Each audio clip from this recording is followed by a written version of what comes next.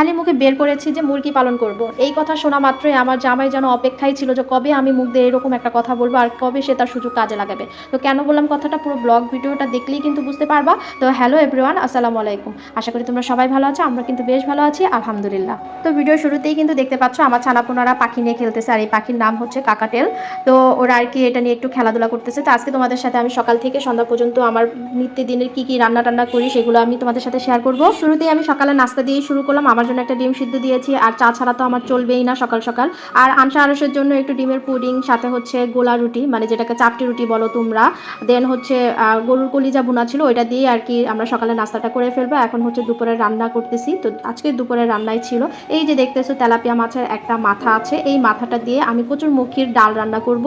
আমার কাছে কিন্তু কচুরমুখির ডাল এইভাবে মাছের মাথা দিয়ে ভেঙে খেতে কিন্তু খুবই ভালো লাগে। সাথে একটু মানে তেঁতুলও দিয়ে নিব। আর সাথে হচ্ছে করলা দিয়ে, আলু দিয়ে, চিংড়ি মাছ দিয়ে ঝোল রান্না করব। অনেকে দেখা যায় এটাকে মাখা মাখা করে রান্না করে, বাট আমার কেন যেন করলার ঝোল খেতে খুবই ভালো লাগে। গরম ভাতের সাথে এরকম করলার ঝোল খেতে আমার খুবই খুবই ভালো লাগে। তো যাই হোক, আমি দুপুরের রান্নাটা এইগুলোই আজকে করে নিব। এটাই হচ্ছে আজকে আমাদের দুপুরের রান্না বান্না, আর সেটাই তোমাদের সাথে আমি শেয়ার করতেছি। আর তাছাড়া তোমরা যারা আমার ব্লগ ভিডিওগুলো দেখো তোমরা কিন্তু জানো যে আমি বেশিরভাগই রান্নার ভিডিওটা শেয়ার করে থাকি, যদিও কোনো রেসিপি না, বাট আমি প্রতিদিন বাসায় টুকটাক কি কাজ করি, কি রান্না করি, কোথায় গেলাম না গেলাম সবই কিন্তু তোমাদের সাথে আমি শেয়ার করি। তো সেরকমই আজকের ওই ব্লগটা একদম সকাল থেকে সন্ধ্যা পর্যন্ত আমি বাসায় কি রান্না করি না করি কিন্তু সেটাই আমি তোমাদের সাথে শেয়ার করতেছি। তো এই দেখো, এদিকে তোমাদের সাথে কথা বলতে বলতে আমার কিন্তু করলা তরকারিটা রান্না হয়ে গেছে, এই দিক দিয়ে হচ্ছে কচুরমুখির ডালটাও হয়ে গেছে। এটা খেতে যা দারুণ লাগতেছিল। তো এখন হচ্ছে সন্ধ্যার একটা সময়, সন্ধ্যার সময় একটু নাস্তা না হলেই হয় না। বাসা আলু ভর্তা ছিল, সেই আলু ভর্তা দিয়ে আলু পরোটা বানিয়ে ফেলেছিলাম। এখন সন্ধ্যার নাস্তাটা আমরা করে নিব। দেন হচ্ছে আনসা ওর বাবার সাথে একটু বাইরে যাবে, যদিও আমাকে বলে যায় নাই যে কোথায় যাচ্ছে। হঠাৎ করে ফোন দিয়ে বলতেছে একটু দরজাটা খোলো, ক্যামেরাটা অন করে, মানে ভিডিও অন করে তুমি দরজাটা খোলো। ওমা দরজা খুলতেই দেখি তারা বাপ বেটি আবার বাসার মধ্যে পাখি নিয়ে আসছে।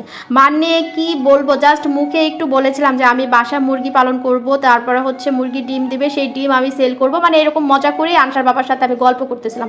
মানে সে যেন এই সুযোগের অপেক্ষায় ছিল যে কবে আমি তাকে পারমিশন দিব বাসার মধ্যে পশু পাখি পালার জন্য। মানে আমি কিন্তু বাসায় পাখি পালা, তারপর অনেকে দেখে না বিড়াল লাভার হয়, আমি কিন্তু ওইরকম না। আমার একদমই ভালো লাগে না বাসার মধ্যে পশু পাখি রাখা। কেন জানি আমার একদম ভালো লাগে, কারণ এইগুলো এক্সট্রা একটা কাজ, এইগুলাকে মেনটেন করতে হয়। আর আমার যেহেতু দুইটাও ছানাপোনা আছে, আর এই ছানাপোনাদের পিছনে সময় দিতে দিতে আমার এক্সট্রা কোনো কাজের সময়ই থাকে না। তো যাই হোক, বলতে না বলতেই সেই বাসার মধ্যে 3-4টা পাখি এনে ভরাই ফেলছে। 3-4টা না, অলরেডি 5টা হয়েছে, সে নাকি আরও 2টা আনবে। মানে কি একটা অবস্থা, বাসার মধ্যে পাখি দিয়ে ভরে ফেলছে। বারান্দাটার অবস্থা দেখলে বুঝবেন। মানে গত 15 দিন হয়েছে পাখিগুলো এনেছে, এই 15 দিনে আমার বাসার অবস্থা, মানে বারান্দার অবস্থা এত একটা খারাপ অবস্থা করছে। কারণ হচ্ছে আমি নিজেও পরিষ্কার করতে যাচ্ছি না, আর ওর বাবাও ঠিকমতো সময় পাচ্ছে না এগুলো পরিষ্কার করতে। তো যাই হোক, এদিকে দেখেন আমার ছোট ছানা পাখিটার সাথে কীরকম খেলতেছে। মানে খেলতেছে কি, পাখিরা ওদের থেকে দূরে থাকতেছে। মানে পাখিরা আতঙ্কে আছে যে কই আসলাম, বাবারে বাবা কই আসলাম এটা আমরা। মানে ওরা খুবই আতঙ্কে থাকে, আনসা আরসের থেকে দূরে থাকে, আতঙ্কে থাকে। তো যাই হোক, তবে আনসা আরস কিন্তু মহা খুশি, তারা বাসার মধ্যে এরকম পাখি পালতে পেরে বা পাখিকে দেখতে পেরে ওরা কিন্তু খুবই খুশি। সকাল সন্ধ্যা আনসা বারান্দা খুলে খুলে যে পাখিদের সাথে কথা বলে। তার এইদিকে দেখো আমার বারান্দার অবস্থা বলতে কি, মানে খাঁচা টাচা একদম ময়লা হয়ে আছে। তো কি আর করার। আমার ভিডিওটা যদি ভালো লাগে অবশ্যই একটা শেয়ার করে দিবেন, আর সবসময় সাপোর্ট করবেন। আজকে এখানে বিদায় নিচ্ছি, আল্লাহ হাফেজ।